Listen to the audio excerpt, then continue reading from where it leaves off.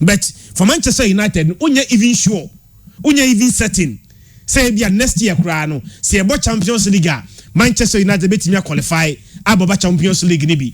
It's all here the competition now. All the English Premier League, Arsenal's end up points. Eddie Man City, Man City, among the top 4. Ball at Newcastle, Newcastle, so be a top 4 contender. Tottenham Hotspurs, and even setting say United Crabs have about Champions League BM and next season. But Barcelona, dear, we can only take consolation there. Anya she crano. The season we are. Next season, see about Champions League. At least you have opportunity to even make amends. You can't say same about Manchester United, and it is quite unfortunate. Two teams are amabobra in the past, but they say no. Ewie ni asem. Enyani kakra. Na nyamu nko ma asem say Juve so boy in the playoff. So standard na Barcelona and Manchester United are setting no. Once all the Juve be kan one Juve any team dominate Serie A. Be 9 years but we Champions League da. What you say?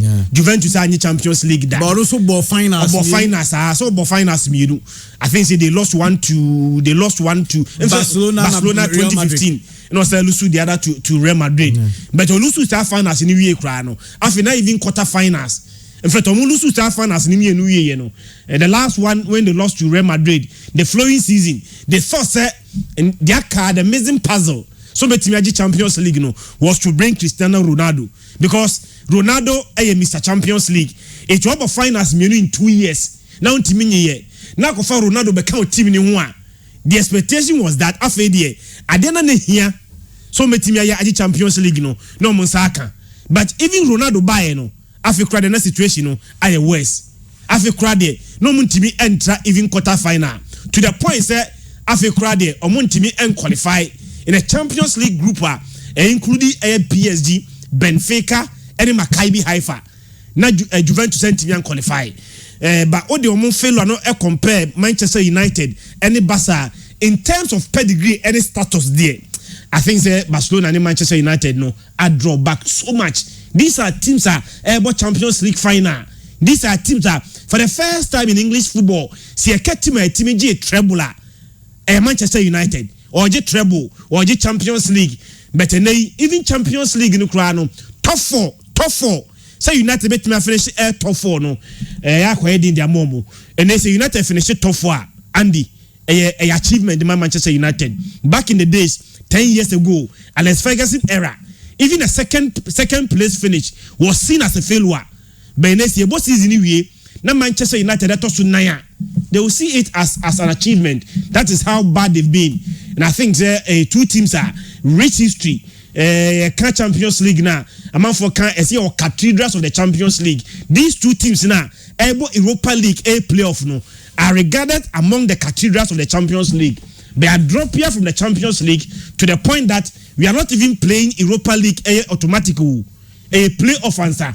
So what it means is that Europa League proper knockout no. One of them, either Manchester United or Barcelona, will not even make it. That is terrible. Very terrible. But like I said earlier, no, the other fixtures, no, Sporting Lisbon, Midtjylland, Shakhtar Donetsk, Star Rene, Ajax, Union Berlin, Bayer Leverkusen, Monaco, Sevilla, PSV, and Salzburg, Roma.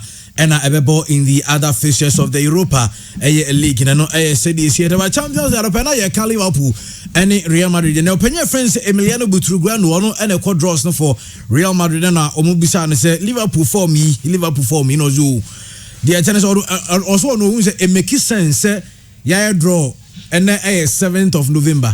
Nearby games no 14th of February. Yes. Now Oka and the former because World Cup in 15. Yeah, of course. Niama bebre na bese transfer window bese bi niama bebre entino se ugina so na aka se Liverpool form ne nye entino Real Madrid betime tue form so game ebobo in February and now I said why nye justice to proper analysis even enkodu February no e bi kwa na Liverpool players no mo play nyina o masaba aba e betima possible so say Madrid players no so etibenya injuries e betima possible even regardless of Bibiano say Champions League you do not underrate a Liverpool. Yeah, can see group one and the best team in Napoli. But the best team in their group no Liverpool still finish the same points with them. se oji Napoli di se Napoli hu by a ball group stage ni wiye no Liverpool are all struggle domestically and in Napoli enya the same number of points there, then obviously you don't underrate him your friend Liverpool. And the good news for Liverpool is I think say one fixture be common only say in the last 6 years we can want the 4th meetings.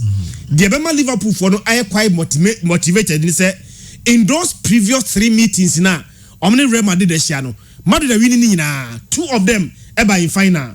Mekai say 2017-18 final no almost 3-1. Actually Liverpool for the pa because that game na Sergio Ramos Mohamed Salah free mu no. And Luis Carlos so Carlos so say any mistakes Liverpool bounce back and I think say 2 or 3 years later 2021-22 season almost abenya Real Madrid BM I think the last season here almost abenya Real Madrid BM Champions League final. So they said say okay revenge time. So when last time Emma Abrante friend Sergio Ramos play as dirty, got our best player of the game as early as bare 15 minutes. And we Abrante friend Mohamed Salah free mudia. Where the a perfect opportunity. See any day, yentie ho. But the other thing no. Nani suti no. Ni aside ba kwashe ne aka ho. Okay say Madrid ebeje Champions League miensa to aso no. The 3 consecutive Champions League titles. Zidane. Na dey pass over to Champions League kwa. What me defend it. But Madrid back to back. Me kai pass Samuel worry. Or see back to back. E just say wo gi dey miensa na to aso. The 3rd one na Madrid egiye no. Ogiye against Liverpool in 2017-2018. Then the revenge now Entimi anye successful no was last season Juventus team friend Liverpool played all the beautiful football but one moment of brilliance from a branch friend Federico Valverde one Dani Cavaya create overload our branch friend trend ho enti trending say be a pass no ko Dani Cavaya ho Dani Cavaya yes sir overload na attention ko Dani Cavaya ho na Valverde boss shot across and a Vinicius free chira what about the 2 net team saman for refia yes say even 2020-21 season Real Madrid and you say the same Liverpool free mu at the quarter-final stage. So the last 3 times now Liverpool Asia Real Madrid Real Madrid amomodia atimi ayi Liverpool free man say wahye no ato aso mprema akoma miensa say for Liverpool having this mindset say obehia the same team waba any problem waba any Waterloo I say waba a team all hano no share for the 4th time there's greater motivation for Liverpool to have a revenge and that makes that tie very very very interesting. But between now and February there I think say a minimum and football they be able to see between then now and then January so transfer window no SABA and obi kra all problem no e betimi go into the transfer market add additions and then make a lot of changes. But I tire as we speak now I think it's extremely difficult to say when one they qualify. But because the Champions League in say Real Madrid involved in knockout stage obviously no betimi sliding in favor of Madrid. But between now and February a lot can happen and a lot can change. Yes, and Emmanuel Buchogano can say no they are happy about say game the first leg Anfield and a second leg Bernabeu. Now Bernabeu so the only said or say everyone knows what that means. Say over second leg or Bernabeu. But Chelsea so draw against Borussia Dortmund. Chelsea director friend said David Bernard or say Man City in Dortmund with the same group to be contact Man City for no na omo up insight from Manchester City for that game. No opinion there on so there. But Christian say minim say we Manchester City for no omo almost statement now with the Abana Man City. Make us over here side education we say how about say the analogy of the Man City top players I can see and almost spending but over me say City for no omo kwan almost fast to generate to musica of course and then Man City for no so many record like omanya profit yes and profit no omanya no an English record second behind Manchester United you know on so more can revenue the man revenue say Chiremu and the statement on release here no cover the period of 1st July 2021 to 30th July 2022 1 year period. Na sa 1 year period no Man City for say omo revenue ya kan revenue sika omo ye dey omo generate ye sika omo generate between that period no 613 million pounds. In the history of English football, se ope a team bakwa or generate sikapa in one transfer in one financial year. Also, on my financial year, in one financial year, team one or team generate sikapa in one financial year. No, Manchester United and the year 2019. In that year, 2019, Manchester generated 627 million pounds. It's for City to generate 613 million pounds. No, the second highest team be generated from English football.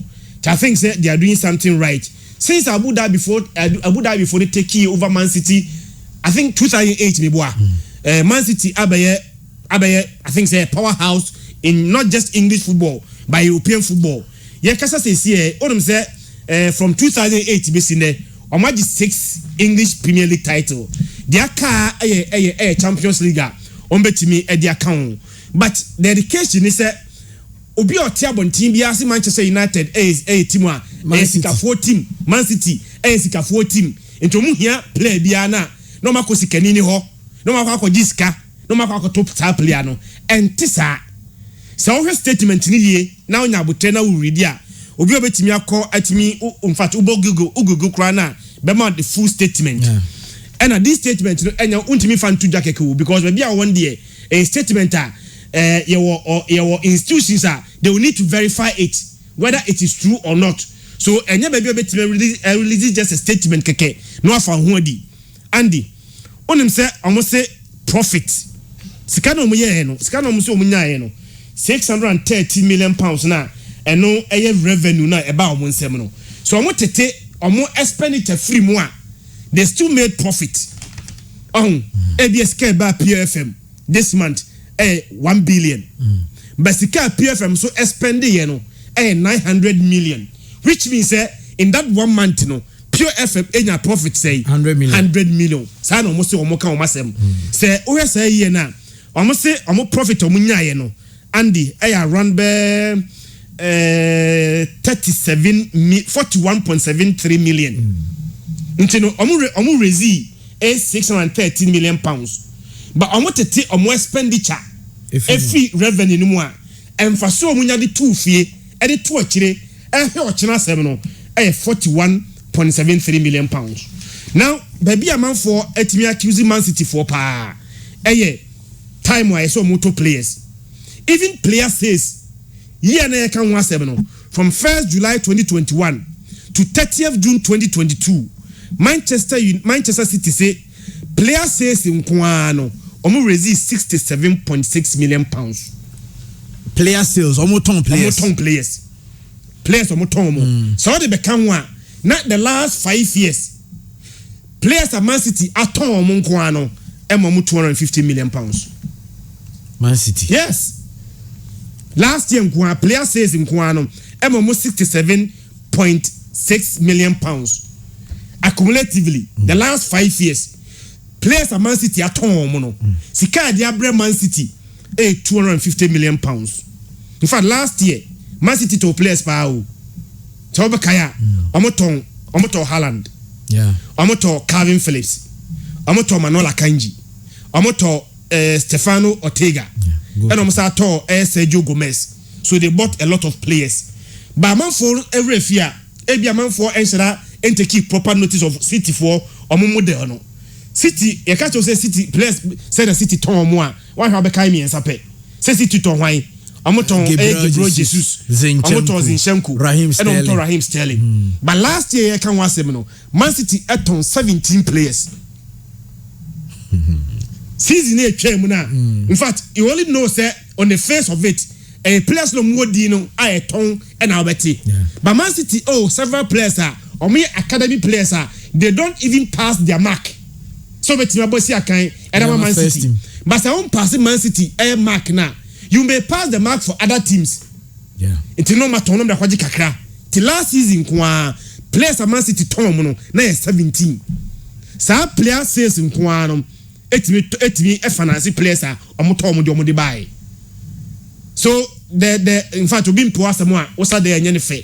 People think say Man City 4 years sika 4 team and omo sika SA football and so omo here sika they go to their owners, take money from the owners. No, I don't cry no UEFA financial fair play. Even it's against that. Oh yes, I deny. Now financial fair play chiwa. You are punished. So you can't even do that. So it is always important. Say once you are looking at the expenditure. Yes, some coach the revenue they also generate. And per this statement, Man City are generating a lot of air money from all other several income streams about a team, including a player sales. They sold 17 players and a motor players in free mono. Man City yesika, so they be finances our players no. Omoti Haaland ska omleto Haaland, ska omleto Ortega, omleto Akanji, omleto players nyina de tonchia. Players omoto omono. Etimi tia our players nika. That is the model they are doing. Okay, Manchester City and Christian and my educational Manchester City as well. But and I shall not pay any upon a started say but say Liverpool have been put up for sale by the Fenway Sports Group. Now stories no air but Fenway for also any message we have there have been a number of recent changes of ownership and rumors of changes in ownership at EPL clubs. And inevitably, we are asked regularly about Fenway Sports Group ownership in Liverpool.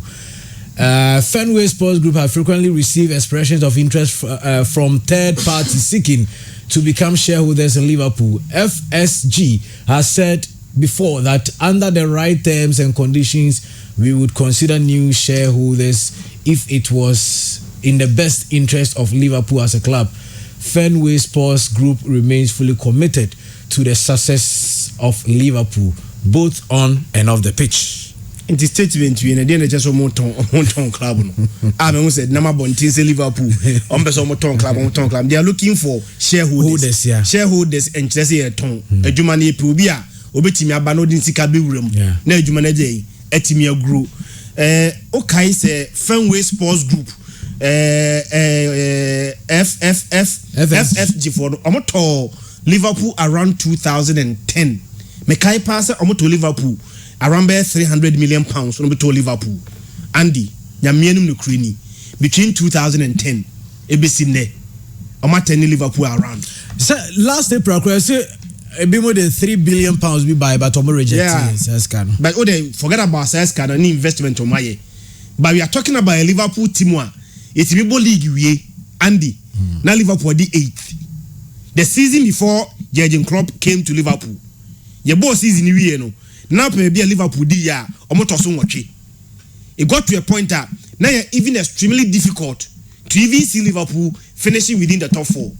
But then you can say same about Liverpool. Transformation has taken place, and in the period, the Champions League back, and in the same period when they bought a Liverpool, at least. For the first time in 30 years, they won the Premier League.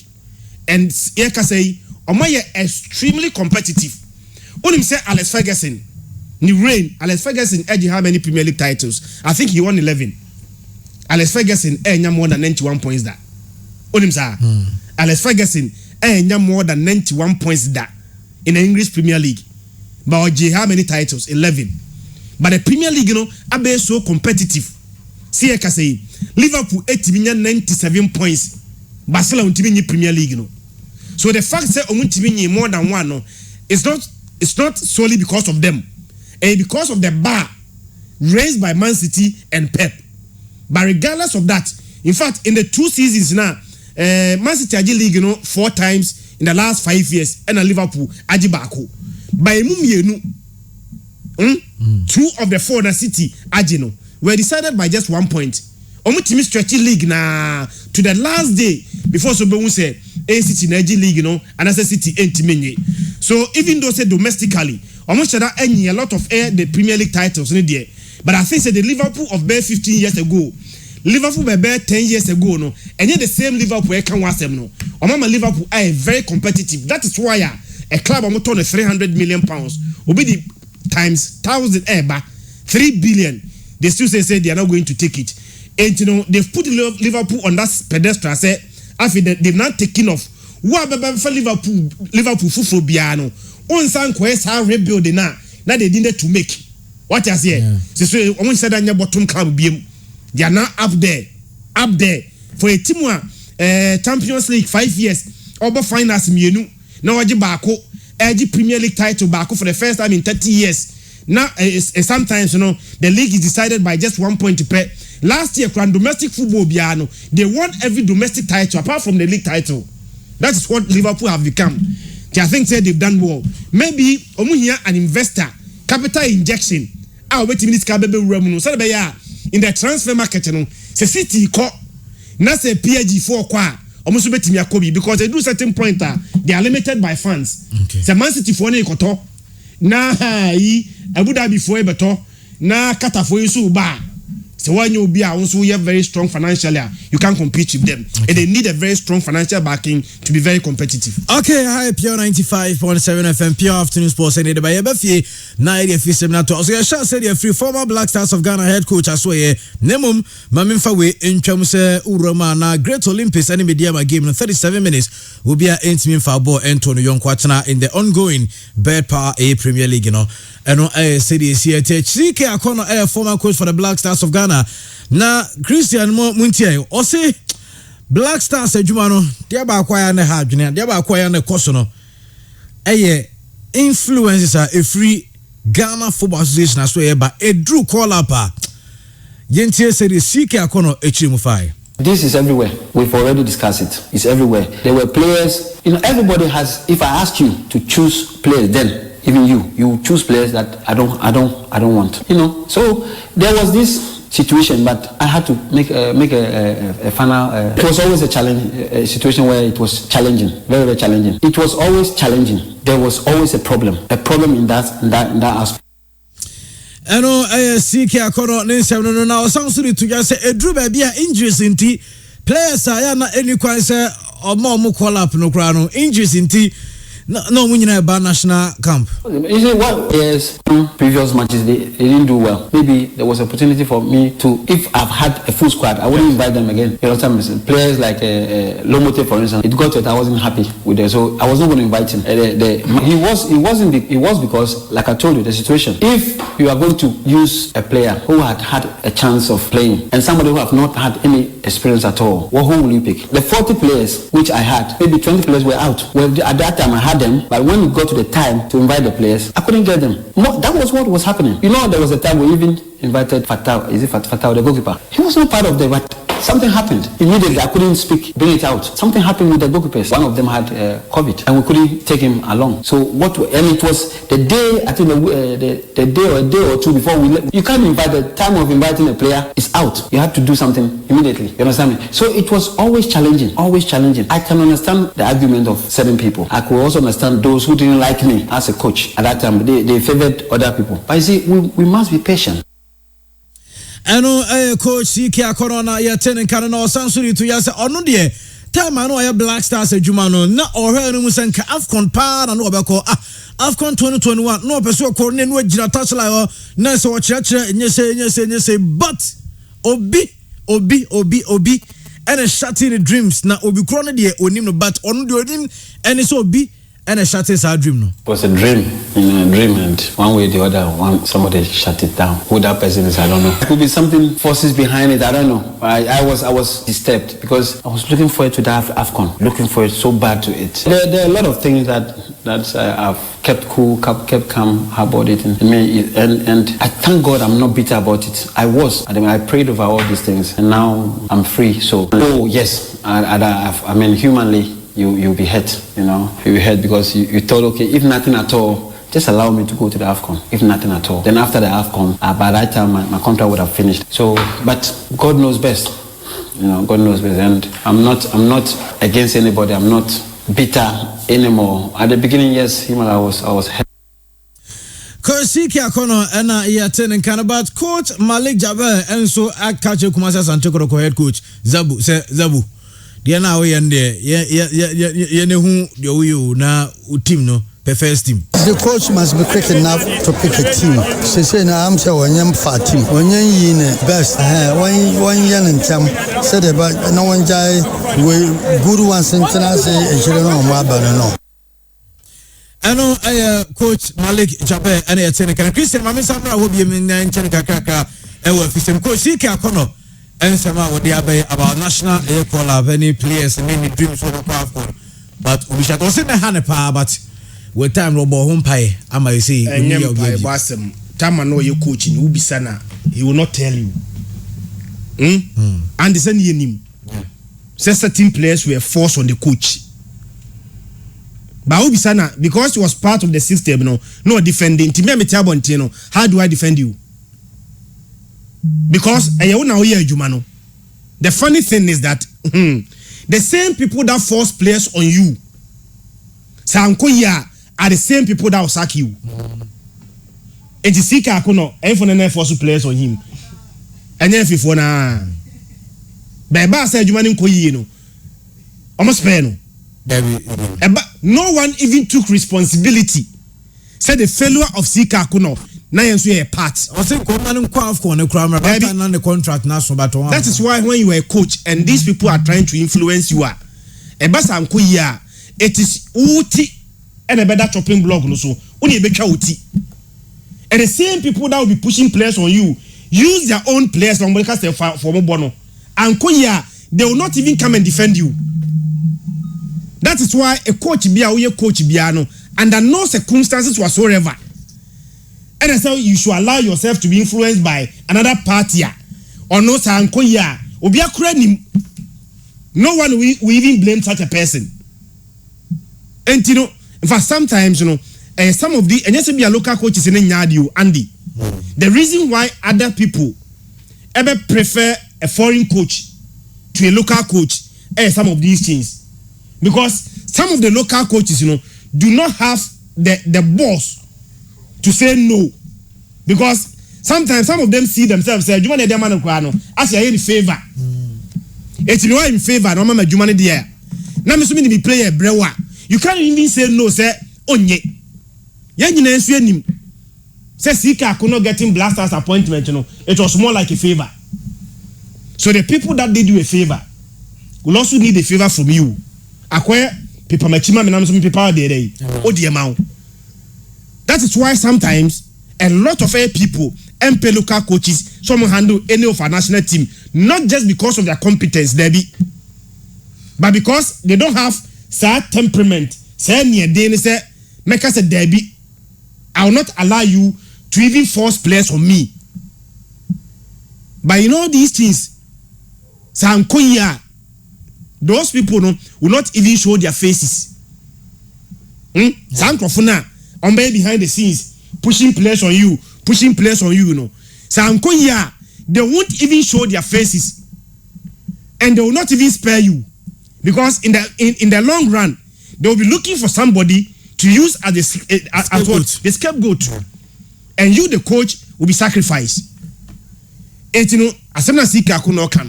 should be a lesson to all coaches, especially the local coaches. Oba, in fact, the first thing they will do is they will try to test your pulse. Almost a 1 minute pet. Yes. Now, omudiena, they are too sick. They are not going to defend you. In fact, they will not even have the power to defend you, because when you coach, I did defend your Juma air resource. So to be able to defend your job, then can be here a place amount resource. But most of these local coaches, I'm saying most, because Kosiapia crash in a blaster job because Kufo and the man is influence and a former president and a man influence and when you blaster job. A lot of the local coaches, in a blaster job now, more like a favor done to them, not based on merit. Tomukonya say you many we Andy, it's mina midwa better Juma Muha. Sebe hosti air pure sports. Mina me do buy. Na me tia say. Next time say me confirm me what fast bia. Sebi onim sports ye. Say me ne bro say mane may opana member. Obetima ka chem say there bi. Because who crowd me do ba no e favor na my o. And until say you betime jai sa nie mane die. A lot of Ghanaians do not any GD local coaches mu. And basically one of the reasons is how do we they simply can't say no when they are being influenced. And that is where they are now. Kotoko coach did the earlier so be the proper team did better. And minim say BYT ne darling point na Kotoko team no. We Kotoko team na. My first statement I made me say coach ni nim team no. Enka as good in sense seven buy no. Then can me say sa period no. Ebe man no a lot of time. No they are the team. Last year Kotoko creativity na between Lamti and a Fabio Gamma ko. Nyamya ya adom mwakofa one quality player. Zeze no bobo. Zeze ni bobo. And you are playing a home game against Samates. Samates no on winning game mo. Na Kotoko able two holders. Obo Agadas. Any justice play. Now the two creative players no, none of them were on the pitch. Zeze Etinchain and Lamti and Sotinchain.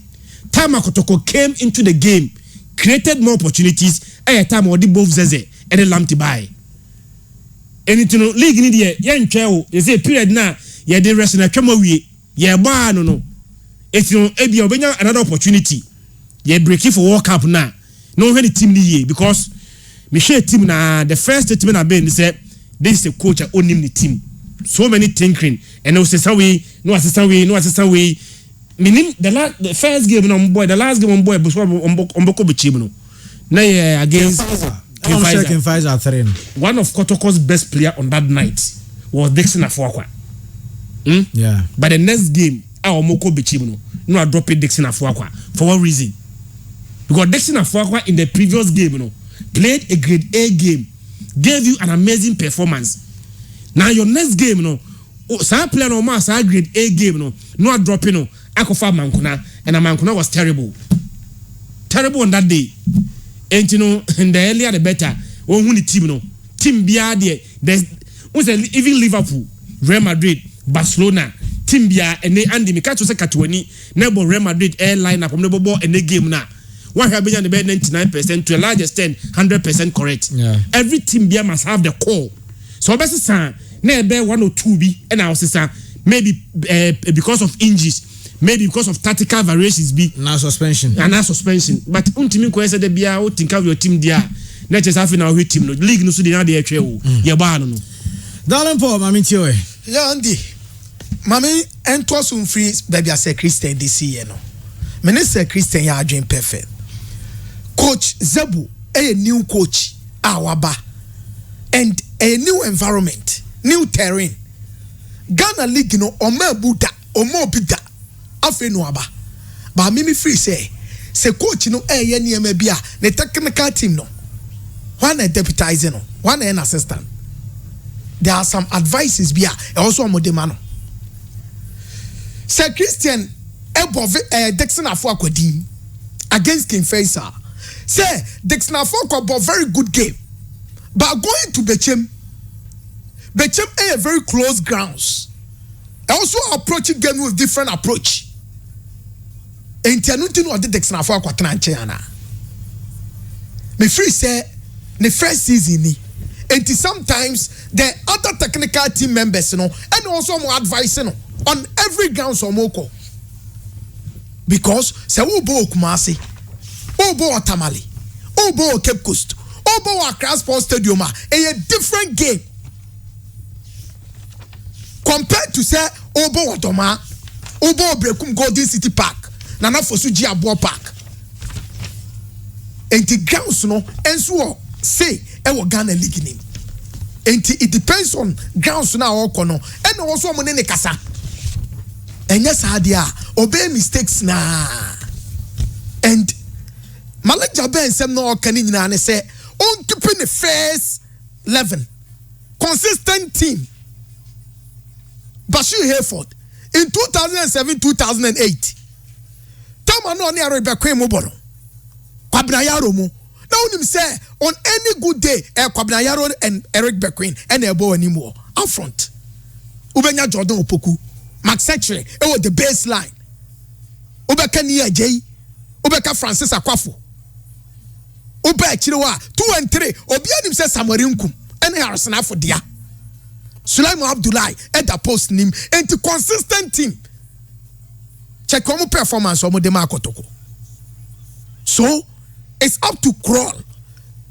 Say to Zebo. So basically send team ni ye. No one team a share because Ghana League in the day. Say what net na onu mo bi a lead especially when a Pakosi Fabian team a share diama eye Aduana Football Club no. Afi kwa no mo ba be jelly ye. Pakosi against Samates called down by 2-0 and some no ba bete Abebo 2-2 was your bibia free mistakes now him and on him league now obono. So we don't expect say Pakosi be repeating such mistakes. That was the reason why Omo bought this good football or Comedian Makoshe. It tells you the quality a Kurano. Enti for second to come defending league, you know, with ASA do Zebono. I think say mene Malik Jaber ya adwene, mene Sir Christian ya adwene, say also otimi ede consistent team ena any kwan say ena we abebo echina ana me di wesi ya he should have a consistent team. Kakra bi on any game no. Great Olympics na me dia mebo na match 5 na complete. But Andy Abrebia Great Olympics na mediama bebo one kind sports stadium wono untimi nka say mediama na ehya na say Great Olympics na ehye last season mediama wuramo Great Olympics ene ne kobo one kind eche ne hye ne kam yenu ma ne timu baako 2-1 and that day Godfrey Kodwa Asamoah ego na o hye no na ye super and no na obi eka performance amediama edan edi wa Accra Sports Stadium last season edit here Bobo ko friend Great Olympics no na ye adutwam before that season last 2 seasons no na mediama ko ho wato form eka ba ko antimante 2017 mediama ko share Great Olympics by 3-0 before that 2017 no na Great Olympics asate media match no enti omu games ne de we hye na we yahye enti abrebi omu be hia no eya na very difficult so be predict enti anya me wanwa say nei first half no kura ekwa we ya ne sa but obi antimi hye bi very difficult to predict. And Andy this season who show media ma performance or the ya the last 2 games were lusu or tenefie lusu to Aduana Oko Brekum Ekolusu to Chelsea. But Great Olympics, every many a clubber or a league in this season or Lusu game. Almost 4 games on my boyino or my rini. And in the league, oh promo and Lusu gamer on your Diana pay. It tells you say Great Olympics a very strong team this season. A very good squad. Mediama and so a person wa league no and be free say Mosi Faka after so investing in Mediama team no diaka any so be league once upon a time ni e ka so mo na FA Cup champions wa FA Cup ni bi akokọ Africa ni bi ba ka so be league no eno ni ade a obi aka ene wakwakofa experience coach David Duncan denaba Omar Rabi last season odomo the second odaso very good technical team. Very good players. But I can say, Omubenya that consistent performance, no man media share. So Omubeji league na. Last season Omubedi second. Oman starting the year under coach Ignacio Sefosu. Ene Omu first 2 games Oma wene. Omu last 2 games Oma lusu. And Omu body a Great Olympics are. Only ni bo fear or best cry draw. But between these 2 teams, and I won't team can do obeshe. We are just hoping at the end of the day, no, ye be who dia no so weni and so honum na bibia and so etimaye kamana match 5 no and so etimaye complete. Okay, right about till afake to episode so na memra aboafo no 17 na Kaliwa so ni team no meto aso. Yeah, on the issue of coach and the Sika Kono. Senka na the dream ni so be call Afcon na antimi amaso. And I don't know, say, as my working na nipa uye jumana nipa ode jumana shawunsa enim say wankasa no ejuma no ode ama no or sa also control and adebia ehun ya so we yamana no bo beto ne yam we yamana e better na manya trust amount say team a ye dey cover afcon no betimi abo am yaje. It tells you say ono ankasa no na onim say adwuma no enya de afcon no obetimi akọ akoye yama no. Even though say na any dream so obekọ afcon, but coach a wuntimi mfa unansi form na influence when it comes to player selection, and I say you invite players at the national team camp there. E be there na obetimi akọje, and now we are in performance and now yeah what they maya against Ethiopia, South Africa near there. Na nya all that good obetimi aboa ama Ghana e bia nkene ye ka walk up asem nke bi kura Ghana ye nka ho ene ade e bi kura nka afcon na ye kọ ye na enema ekosi wo ne ade no kebe west, and proud to that tournament no na mbanfo hu se da bi wono ankasa no niama ye kasa ye kura no a wutimi jepeni ye kire se won se da ni eni eye authority bia e wa adwuma na wankasa wo ye no so om kase on tranchen na yen kofa coach fu from na megidi say ni kwa so commentator say the first na no say ko ye ni say at that moment no so oka say bia niama say ni say kwaso entimi ankasa mintimi kura anya adwuma ni bio, and adeba ko asa kan ho ye mwa kakra ene say as a coach we invite players na player bia pra enti o backup ni say player on na susu da san ka be frɛ no ene o say frɛ no, and obo player bi ti say lomotedi say as a coach na bia lomotenka plans ho, but national team coach a lot of players who aye wiase afa na omobobo wontimi nya at least 35 players or me call we invite 25 for a tournament or 10 players or me reliable say Ghana team no nyama nkoye ana obi ni wa oba be semu oba o merit dan say obeka say player we no nka me plans ho, but it got to a time na covid ebi mu prepare ni ade enti mini option bi asa mi invite no HSS scouting no kra na ye bo ho kasa mo ye ni ade no wono David Duncan any one other Ghanaian friend say Guru so say one there was another coach e kan ho a ono so no oye part of omo scouting ni ade, and this time around no wa ma Ghana for nyina hu say adwuma na no oye no oye ni biara because as a coach na say wonim say player we here onye player o deserve for a national team, but obi ni wonti no me kwa kofre no abra wonya a second back and a backup team omo strong, not even 8 players uji omo di pa dia na ye koya na ye banti adabra ka comments no ebe yanko nyai nanka yebusa no kwa mo nka at all, because as a year coach your friend says he can corner near nim ni say it will be difficult say ubenya influence one niam bi a wo yeso says he can corner pa we just to a bibia we bia.